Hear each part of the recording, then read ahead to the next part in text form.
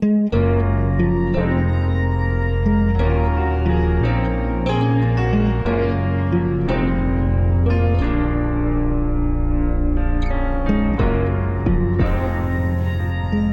वालेकुम नाज़रीन। जब 2 रोज़ कबल डोनाल्ड ट्रंप ने ट्वीट किया कि मुत्तहिदा अरब अमारात और इसराइल मुकम्मल सफारती ताल्लुकात बहाल करने पर राज़ी हो गए हैं, तो इसके फ़ौरन बाद अमाराती वज़ीर ख़ारजा ने यह खुशखबरी सुना दी कि हमारे इस फैसले से फ़लस्तीनी मगरबी किनारे को इसराइल में ज़ब्त करने का अमल रुक जाएगा।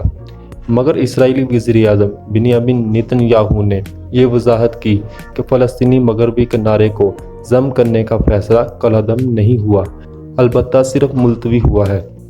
जिन फ़लस्तीनियों की भलाई के लिए अमारात ने इसराइल से सफारती ताल्लुकात की बहाली का करवा घूंट पिया है, वही फ़लस्तीनी सदर महमूद अब्बास ने हमास के रहनुमा से गुफ्तगू में इसराइल और मुत्तहिदा अरब अमारात के दरमियान सफारती ताल्लुकात कायम करने को जाहिरियत करार देते हुए दोनों ममालिक के माबैन होने वाले अमन माहिदे को मुस्तरद कर दिया है। मुत्तहिदा अरब अमारात का इसराइल से बाज़ाब्ता ताल्लुकात के क़याम का फ़ैसला अहम ज़रूर है, मगर इतना भी नहीं कि हैरत से आंखें फटी की फटी रह जाएं।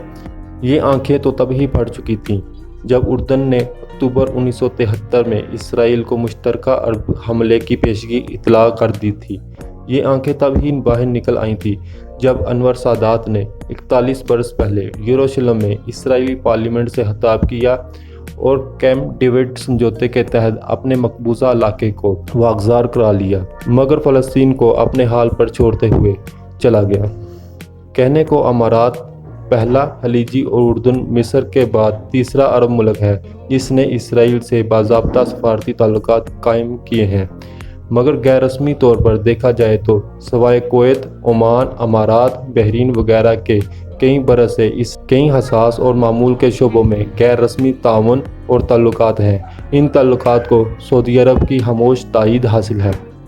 खलीज के ही एक और मुल्क ईरान ने रज़ा शाह पहलवी के दौर में 1950 में इसराइल से मुकम्मल सफारती और अस्करी ताल्लुकात कायम किए थे, मगर 1979 में शाही दौर के खात्मे के बाद ईरानी पॉलिसी ने यू टर्न लिया। अलबत्ता इराक़ के साथ 10 साला जंग खलीज में CIA ने न सिर्फ सद्दाम हुसैन के मवासलाती मदद की, बल्कि इसराइली कंपनियों के ज़रिए ईरान को भी मिसाइल और फाजिल पुर्जे और दीगर रसद फराहम की। इस किस्से को अमरीकी सफारती तारीख में ईरान गेट के नाम से याद किया जाता है। पाकिस्तान के कभी भी इसराइल से बराह रास्त ताल्लुकात नहीं रहे, अलबत्ता सवेद अफगान खाना जंगी के दौर में CIA की इमदादी पाइपलाइन कायम होने से पहले इसराइल ने अपने माले खाना में मौजूद रूसी असला CIA के तवस्सुत से मुजाहिदीन तक पहुंचाया, जो उनसे 67 और 73 की जंगों में शामी और मिस्री अफवाज से छीना था। इस ऑपरेशन का मकसद ये था कि सवेद क़यादत को ये तासर दिया जा सके कि मुजाहिदीन ने यह असला अफ़गान फ़ौजियों से छीना है। हालिया बरसों में पाकिस्तान में रियासती सतह पर गैर रस्मी अंदाज में कई बार ये मुबाहसा छेड़ने की कोशिश की गई है कि बदली हुई दुनिया में इसराइल से ताल्लुकात कायम करने में क्या कबाहत है। आखिरी बार यह सवाल गुज़श्ता बरस वफाकी वज़ीर फवाद चौधरी ने उठाया था। गालबन मजहबी सियासी लाबी फ़िलहाल इस मुहिम जोई में खामोश मददगार बनने की मूड में नहीं है। तुर्क सदर तय्यब एर्दोगान ने मुत्तहिदा अरब अमारात के इसराइल से सफारती ताल्लुकात कायम करने के फैसले को दोगलापन करार दिया है। तुर्की के सदर तय्यब एर्दोगान ने मुत्तहिदा अरब अमारात पर सख्त अल्फाज में तनकीद करते हुए कहा है कि तारीख और खित्ते के लोग इसराइल के साथ मुआहदे पर मुत्तहिदा अरब अमारात के दोहरे मेयार को कभी फरामोश नहीं कर पाएंगे। अमारात ने फ़लस्तीनी अवाम की उमंगों पर अपने मुफावदात को तरजीह दी है। हालांकि तुर्की पहला इस्लामी मुल्क था जिसने इसराइल को तस्लीम किया और इसके इसराइल के साथ सफारती ताल्लुकात मार्च 1949 से हैं, जबकि उस दौर में ईरान इसराइल को तस्लीम करने वाला दूसरा मुसलमान मुल्क था। अगर शुमाली अफ्रीका की बात की जाए तो मिस्र और मौरितानिया अगरचा 2 ममालिक हैं जिनके इसराइल से बज़ाहिर बाज़ाब्ता सफारती ताल्लुकात हैं, मगर शुमाली अफ्रीका से इसराइल के साथ पुराने मरासम मराकश से हैं। मराकश में यहूदी 15वीं सदी में स्पेन से मुसलमान सल्तनत के खात्मे के बाद आकर बसे थे। 1950 और 60 की दहाई में मराकश में मौजूद शाह मोहम्मद शशम के वालिद शाह हसन सानी ने لگ بھگ 50,000 مراکشی یہودیوں کی اسرائیلی نقل مکانی میں سہولت فراہم کی اور 73 کی جنگ سے پہلے تک دونوں ممالک کے سفارتی اور تاریخی تعلقات قائم تھے۔ اسلامی سربراہی کانفرنس کے رکن اور کئی افریقی ممالک کے اسرائیل سے سفارتی تعلقات کبھی بحال ہو جاتے ہیں تو کبھی خراب ہو جاتے ہیں۔ اسرائیل ان ممالک کی نہ صرف زرعی و آبی اور عسکری شعبوں میں مدد کرتا ہے بلکہ متعدد افریقی ممالک کی تارکین وطن اسرائیل میں محنت اور مزدوری بھی کرتے ہیں۔ جبکہ OIC کے فلسطین کی حمایت میں کوئی بیان جاری نہیں ہوا۔ 1969 میں OIC کی بنیاد ہی فلسطین کے مسئلہ پر رکھی گئی تھی۔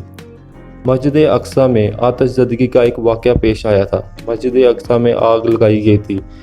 اس آگ کی وجہ سے مسجد کی لکڑی کو کافی نقصان پہنچا تھا، جس کے بعد اسلامی ممالک کے سربراہان کی ملاقات ہوئی تھی اور اس واقعے کی وجہ سے OIC بنی تھی۔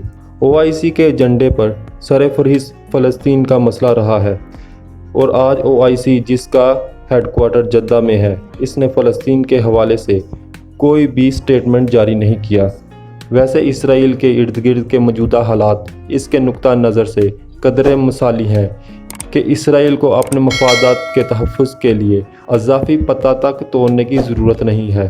شام اپنی ہی خانہ جنگی کے ہاتھوں برباد ہو چکا ہے۔ لبنانی ریاست پر عوام کا اعتماد اٹھ چکا ہے۔ اردن میں نہ پہلے سیاسی سکت تھی اور نہ اب ہے۔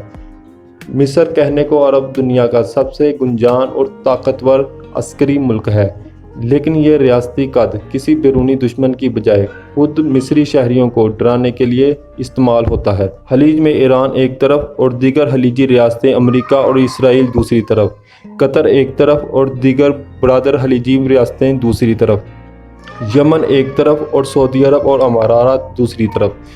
لیبیا عملاً مغربی مشرقی حصوں میں تقسیم ہو چکا ہے۔ ساتھ ہی ساتھ مشرقی بحر الروم کے خطے میں مصر، یونان، اسرائیل اور فلسطین کے مابین تیل اور گیس کی تلاش کے لیے سمجھوتا ہوا ہے، مگر اس علاقے پر ترکی کا بھی معاشی دعویٰ ہے۔ یوں اب خلیج، شام اور لیبیا کے بعد مشرقی بحر الروم میں بھی ایک نیا محاذ کھل گیا ہے اور ترکی کا مقابلہ اب عرب، اسرائیل، یورپ اور امریکہ کے ساتھ شروع ہو چکا ہے۔ رہی بات فلسطینیوں کی، تو اسرائیل چاہے ان کے علاقے پر قبضہ کرے یا نہ کرے، بوٹ تلے دبے سانس کی قلت کا شکار فلسطینیوں کو کیا فرق پڑتا ہے؟ رہا ٹرمپ تو نومبر کے صدارتی انتخابات جیتنے کے لیے اگر اسے امید کا اضافی تنخواہ بھی مل جائے تو کیا برا ہے؟ اور تازہ تنخواہ ہی اماراتی اسرائیلی سفارتکاری کا شعبہ بازی ہے۔ اسرائیلی وزیر اعظم بنیامین نیتن یاہو ویسے ہی کرپشن کے مقدمات کا سامنا کر رہا ہے۔ آپ اپنی رائے کا اظہار کامنٹ باکس میں ضرور کیجیے گا۔ اپنا خیال رکھیے گا، چینل کو سبسکرائب کیجیے گا اور لائک اور شیئر کیجیے۔ شکریہ۔